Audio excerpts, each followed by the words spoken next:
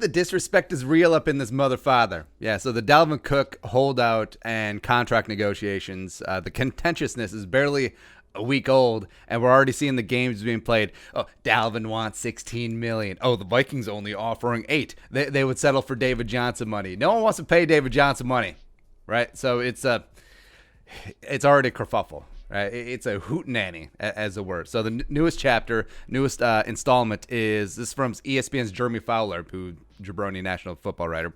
I was talking about this on SportsCenter. Quote, I'm told he, Dalvin, planned to hold out simply because he felt disrespected by the offer the Vikings put on the table. This is a player that believes he's one of the best at his position, but he wasn't asking really for Christian McCaffrey money, which is $60 million per year.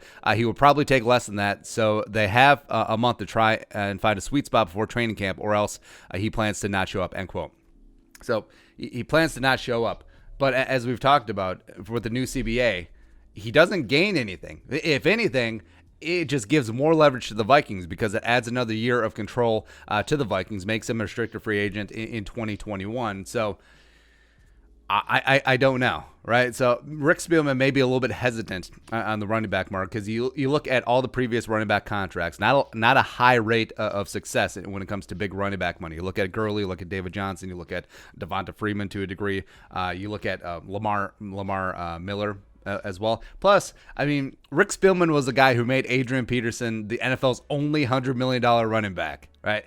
And where'd that get him? Not far, right? So maybe he's a little bit hesitant there. But, disrespected. Disrespect. I know it's a buzzword, especially in contract negotiations, and it is what it is. It's a negotiation. Like, you start far apart, and then you work together, and then you try to just, that's what happens in negotiations. So what if the Vikings just started saying $8 million per year, and you think that's disrespectful? Or is that their opening salvo? Is that them kicking off negotiations? Like, what about Dalvin's side potentially asking more for more than $16 million? We've heard it in both directions so far, right? So don't you think that's a little bit unreasonable? Or is it like, well, we will not pay you a cent more than $8 million. We are not budging. That maybe I could see it being disrespectful, but just opening with a low offer, that's part of the game. It's part of the game, man. And frankly, the fact that the Vikings are even open to dealing at this point is a massive sign of good faith because, like we said, the Vikings have all the leverage, especially with the new CBA, so they could really just throw down the gauntlet and Bigfoot Dalvin and just be like, hey, we love you, man, but we need to see you stay healthy. You're going to play at $1.3 million for this year, or you're not going to play at all anywhere else. All right. So it's not disrespect. It's sensible. And also it's massive part of contract negotiations. And we've seen things get a little bit testy between players that we love and the Vikings. We saw it with the Kyle Rudolph extension. We saw it to a degree with Stephon Diggs. We saw it to a degree with Adam Thielen as well. And we definitely saw it at the tail end of Adrian Peterson, right? So even it gets lost to history, the fact that beloved players, the guys that we all know and love, and of course we all do love Dalvin Cook, things can get testy when money's involved. It just would, and then as soon as it gets done, it's like, yeah, shoot, we knew we love each other the whole time. We're just glad we get it done. Oh, same thing with Xavier Rhodes. Yeah, absolutely. But and then his bank account caught the Holy Ghost, and then roads were suddenly open. It's like paying a toll, just whatever. But again, it would be disrespectful if we were talking about if Dalvin has had 3 straight 1,500 yards from scrimmage, 3 fully healthy seasons, but he doesn't. Like, I understand why the Vikings are dragging their feet a little because there are questions about Dalvin's durability at the most physically taxing position in football. And yes, last season was amazing, phenomenal. It was Dalvin living up to his potential, but we haven't seen it consistently.